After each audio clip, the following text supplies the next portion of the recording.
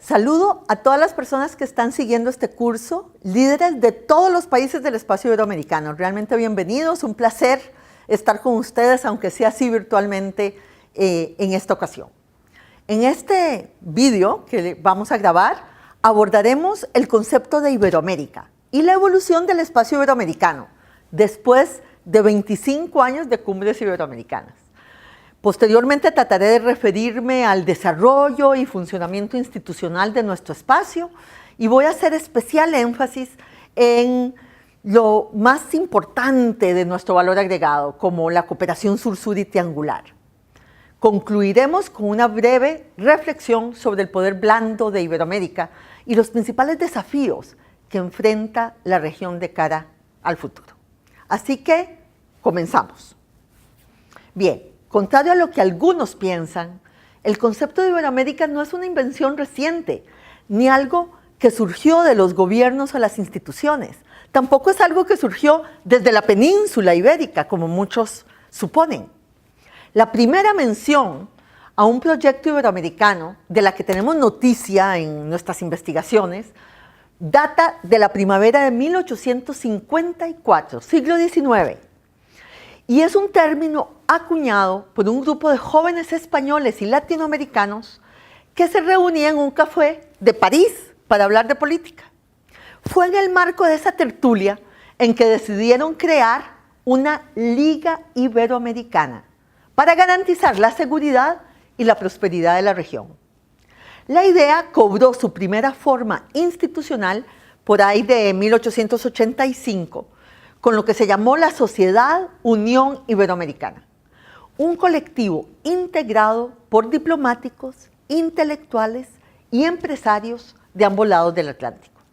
En los estatutos fundacionales de esa sociedad se recogen los principios de horizontalidad, cooperación y respeto a la diversidad que rigen las relaciones iberoamericanas también hoy en día. Así como la intención de organizar, decían ellos, reuniones periódicas en puntos varios de pueblos confederados con el objeto de discutir los problemas de interés inmediato para la más estricta unión y confraternidad de los estados. Cierro comillas. Aunque la Sociedad Unión Iberoamericana no llegó a perdurar, su creación es signo de un impulso de acercamiento espontáneo entre las naciones iberoamericanas. Por eso no debemos extrañarnos de que el proyecto iberoamericano volviera a surgir de alguna u otra forma en distintos momentos de nuestra historia. En su más reciente expresión, y la que ha sido más perdurable en el tiempo hasta ahora, es la que inspiró el surgimiento de las cumbres iberoamericanas de jefes y jefas de Estado y de gobierno. Ahora, recordemos que al momento de celebrarse la primera cumbre iberoamericana en Guadalajara, estamos en julio de 1991. El mundo era muy distinto al que tenemos hoy en día. El mundo y Latinoamérica. En ese momento recién caía el muro de Berlín. No se había firmado aún el Tratado de la Unión Europea. Iberoamérica estaba conformada en ese momento, en su gran mayoría, por democracias muy incipientes. Estábamos dejando atrás los años de dictadura. En aquel momento, los países latinoamericanos además se encontraban apenas saliendo de la década de los 80, lo que CEPAL llamó la década perdida de América Latina, de una crisis profunda de la deuda, que tuvo efectos profundos en los niveles de crecimiento y de pobreza de la región. Tardamos una década en recuperar las tasas de crecimiento precrisis y más de 2 décadas en recuperar los niveles de pobreza que tuvimos antes de la década de los 80 y de la crisis de los 80. Así que hoy en día ustedes están en una Latinoamérica que tiene una arquitectura social muy distinta a la arquitectura social que vivimos a principios de los 90 y de la primera cumbre iberoamericana. En aquel momento, casi la mitad de la población latinoamericana vivía en la pobreza. Hoy es una tercera parte de la población, alrededor de un 30%, todavía muy elevado para nuestro nivel de ingreso, pero sustancialmente distinto a lo de ese momento. Y 2/3 partes de los países latinoamericanos hoy se consideran países de desarrollo humano alto o muy alto. La mortalidad infantil bajó sustancialmente en América Latina. Y la educación se expandió tanto en la matrícula secundaria, donde teníamos un déficit enorme, como en la matrícula universitaria. La matrícula universitaria en estos últimos años se duplicó en América Latina. Hoy tenemos la generación joven más numerosa, más educada y más exigente de nuestra historia. Y ojo a este dato, 2 de cada 3 universitarios latinoamericanos son primera generación en sus familias en asistir a la universidad. Y esto da cuenta de la enorme movilidad social que hemos tenido desde entonces. Estos cambios también coincidieron con importantes avances en términos de inclusión social. Me refiero en particular a la inclusión de las mujeres, de la población indígena y afrodescendiente en nuestra región.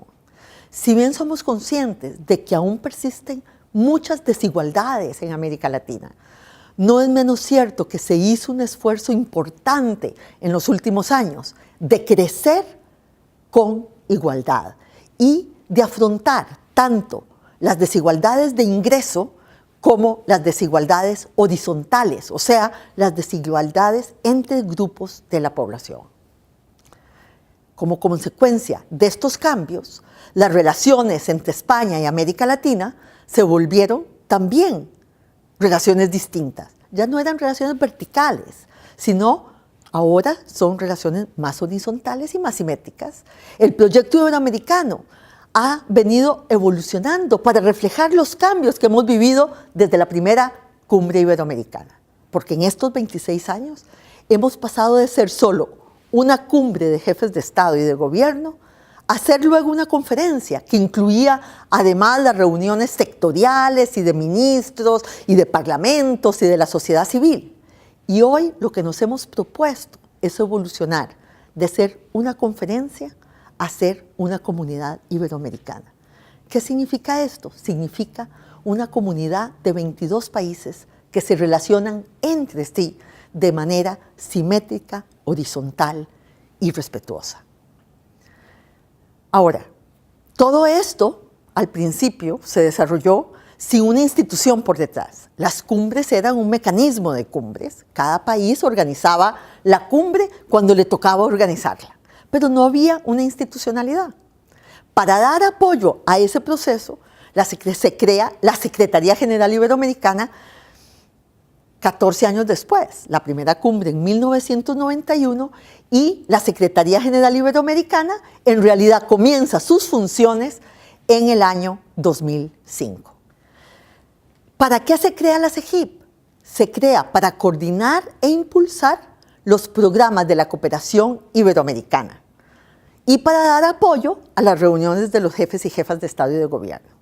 Y en estos años se ha desarrollado precisamente la mejor plataforma de cooperación horizontal que yo conozca existe en el mundo.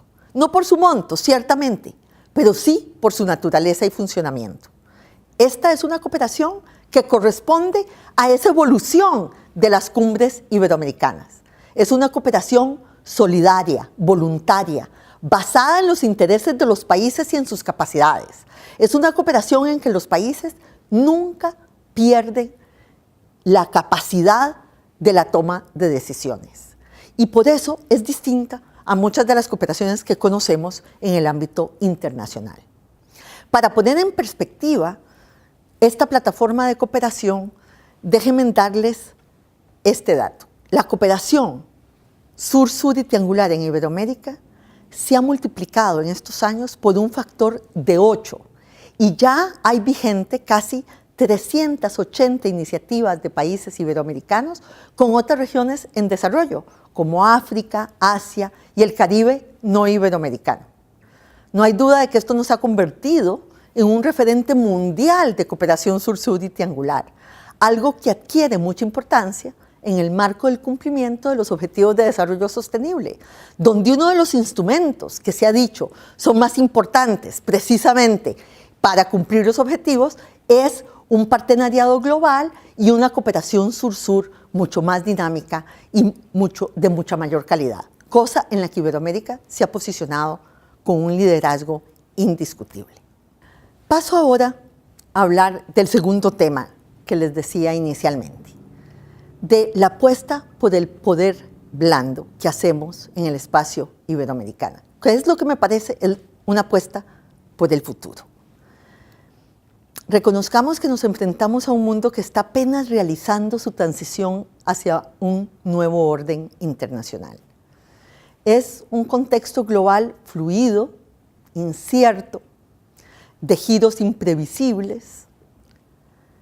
Y las instituciones internacionales, reconozcámoslo, no han sabido adaptarse a estos cambios con suficiente velocidad. De alguna manera, no hemos logrado pasar del siglo XX al siglo XXI. En un mundo fragmentado como el que vivimos, Iberoamérica puede posicionarse como un modelo de unión en la diversidad. Una comunidad de países que con todas sus diferencias han encontrado maneras de cooperar. Una comunidad que le ha dado valor a lo intangible, tantas veces olvidado, a lo simbólico. Una comunidad que apuesta a un mundo abierto, plural, solidario, respetuoso de la diversidad y garante de los derechos humanos. Una comunidad que apuesta por el multilateralismo, por el diálogo, por la paz, cuya columna vertebral es la cultura, es la unión cultural, pero no solo de una cultura, sino la diversidad, la unión en la diversidad de nuestras culturas. En este sentido, hemos avanzado y los países han resuelto precisamente dedicar una reflexión a estos temas en la próxima cumbre que tendremos en Guatemala, que es la 26ª Cumbre Iberoamericana de Jefes y Jefas de Estado y de Gobierno, a la implementación de la Agenda 2030, bajo el lema Una Iberoamérica próspera, inclusiva y sostenible, conectando la agenda regional con la agenda global. Pero si queremos seguir construyendo sobre estos valores y sobre el poder blando de Iberoamérica en el mundo, tenemos que enfrentarnos a los retos de la región. Y yo quiero mencionar lo que considero los principales retos a los que se enfrenta en este momento la región latinoamericana. En primer lugar, el reto social. Seguimos siendo una región sumamente desigual. Nos peleamos el primer lugar de desigualdad en el mundo con África subsahariana. Si bien es cierto, a principios de este siglo, del siglo XXI, hemos logrado crecer con más equidad. Por primera vez comenzamos a llenar lo que Feinsilber llamaba el casillero vacío de América Latina. No sabíamos crecer con equidad. Habíamos probado todas las otras combinaciones, menos esa. Y logramos hacerlo a principios de este siglo. El crecimiento rápido de América Latina durante este periodo dio frutos también en términos de pobreza, desigualdad e inclusión. Por primera vez en nuestra historia, hoy en día tenemos más gente viviendo en la clase media que por debajo de la línea de pobreza. Sin embargo, estos logros tan importantes se han revertido en parte entre el 2014 y el 2016. En este periodo de desaceleración económica, 18 millones de personas han vuelto a caer por debajo de la línea de pobreza en América Latina. Eso significa que todavía tenemos una gran tarea que hacer en términos de la resiliencia y de la protección de lo que hoy en día es el grupo más mayoritario dentro de la región, que es ese grupo que salió de la pobreza, pero que todavía no es parte de la clase media. Es un grupo que todavía es un grupo vulnerable a volver atrás. Y eso es lo que ha pasado entre el 2014 y el 2016 en nuestra región. Entonces, fortalecer los sistemas de protección y seguridad social universalizarlos, se vuelve a convertir en una tarea pendiente en América Latina. Segundo reto social, la juventud. Nuestros jóvenes son hoy el gran activo que tenemos en la región. Lo decía antes, tenemos la generación de jóvenes entre los 15 y los 29 años más educada y más exigente de nuestra historia.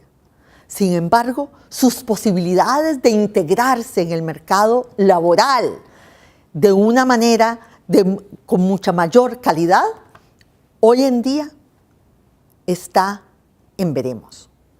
Esos jóvenes hoy no tienen garantizado un lugar especial dentro del mercado laboral.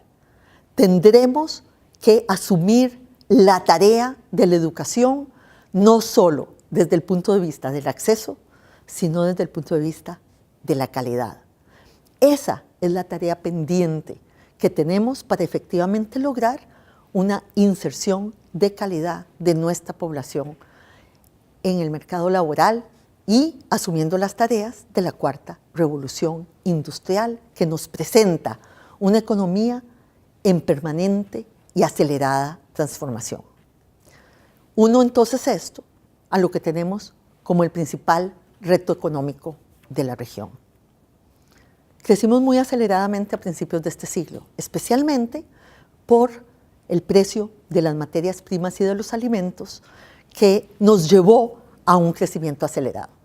Sin embargo, no hicimos la tarea en términos de productividad. América Latina, hoy en día, con relación a las otras regiones del mundo, se ha quedado rezagada. El aumento de productividad en la región es impostergable. Tiene que haber una revolución de productividad.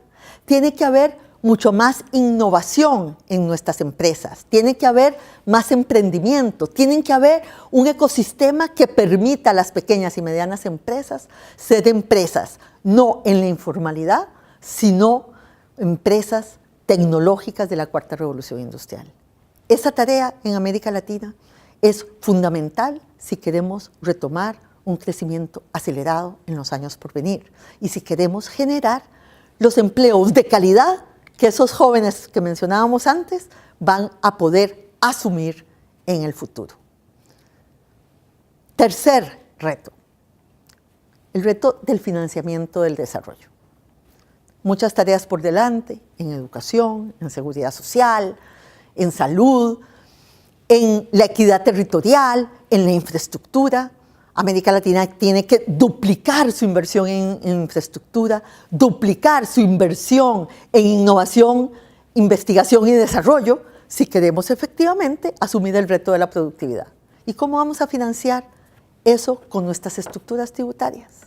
¿Cómo vamos a financiar eso con países que tienen una presión tributaria sobre el Producto Interno Bruto del 10%? No alcanza eso para poder efectivamente asumir estas tareas de futuro y de desarrollo. Entonces tenemos dos medidas fundamentales que tomar ahí. Primero, mejorar nuestras estructuras tributarias, mejorar su diseño y mejorar su aplicación. Porque claro, la evasión es mucho el deporte de nuestra región. Segunda medida importante, tenemos que hacer alianzas público-privadas. No va a poder hacerlo el sector público solo con sus recursos. Va a tener que atraer inversión y va a tener que atraer inversión del sector privado para asumir esas tareas. Sin embargo, hoy en día las alianzas público-privadas solo cuentan con la desconfianza de la ciudadanía. La ciudadanía no cree que estos proyectos sean proyectos efectivamente que puedan llevarnos a construir los bienes públicos de disfrute de toda la población que requerimos para el futuro. Tenemos que recuperar la confianza de la población. Y este es nuestro cuarto reto, el reto de la construcción político-institucional. Las clases medias que tenemos hoy en día, la ciudadanía de hoy en día, no solo exige servicios, sino que exige mejores servicios, mejores instituciones. Esta es una población que es mucho menos comprensiva con las ineficiencias y mucho menos tolerante con la desigualdad y la corrupción. Yo siento de alguna manera que la sociedad y la economía han avanzado mucho más rápidamente de lo que ha avanzado el sistema institucional. tenemos que dar un salto en términos de la calidad de nuestras instituciones, de su respuesta hacia los ciudadanos y de su capacidad efectivamente para ayudarnos a entrar con paso firme a el siglo XXI, a la sociedad del conocimiento, a sociedades mucho más eficientes, mucho más efectivas y con servicios de mucha mejor calidad. Y termino nuestros retos con el reto ambiental y el reto de la integración de nuestros países. Si queremos efectivamente ser parte de la Agenda de Desarrollo Sostenible, pues tenemos que cambiar la manera en que producimos y consumimos. Tenemos que poder crear sistemas de consumo y de producción que efectivamente vivan en armonía con la naturaleza. Y esto es una gran oportunidad para América Latina. Puede ser realmente el nuevo motor de crecimiento que necesitamos después de la primera parte de este siglo. La innovación ambiental, la economía verde, la energía renovable, la biodiversidad, son capitales que América Latina podría aprovechar mucho mejor precisamente para tener un desarrollo mucho más sostenible y una economía mucho más dinámica. Y la integración latinoamericana como último reto. ¿Van a poder hacer todo esto los países por sí mismos, aislados? Esta es una región que apostó por la apertura, que apostó por su inserción en el mundo. Para que esa inserción sea más inteligente, tenemos que lograr hacer la promesa incumplida de todos estos años, que es la integración latinoamericana. Ahora, yo creo que hoy en día esa integración es una integración que también es distinta al pasado. No es solo la integración comercial, no es solo la integración en la producción, también es la integración de su gente y de sus empresas. Yo creo que los gobiernos pueden ayudar a que esa integración de abajo para arriba sea mucho más dinámica, mucho mejor para los años por venir, pero también pueden evitar con muchas trabas a nuestras relaciones, tanto de la gente como de las empresas, de que esa integración se dé. Hoy en día, las cadenas de valor, la integración regional se convierte en un elemento de competitividad indispensable en el mundo actual. También ahí tenemos una tarea pendiente. Queridos alumnos, queridos jóvenes, mucho por discutir en los días por venir en el curso y con sus profesores. Yo espero que estos retos estén en el corazón de la discusión que ustedes tendrán y probablemente de las soluciones que discutirán, contrastando lo que ha hecho un país con respecto al otro. Ojalá que eso nos ayude también a todos a llevar esta región a ser consecuente con los objetivos de desarrollo sostenible, con la Agenda 2030, con ese gran compromiso multilateral que han asumido todos los países de la región cuando firmaron la Agenda 2030 y que tendrán la oportunidad de discutir también en el ámbito iberoamericano cuando estemos en la 26ª Cumbre de Jefes y Jefas de Estado y de Gobierno en Guatemala, que se ha titulado Por una Iberoamérica más próspera, más inclusiva y más sostenible. Si le damos salida y soluciones a estos 6 retos, tal vez podamos llegar efectivamente al 2030 con una región que fue capaz de cumplir con la aspiración de estas nuevas generaciones por un desarrollo sostenible, más equitativo, más inclusivo y más solidario. Muchas gracias.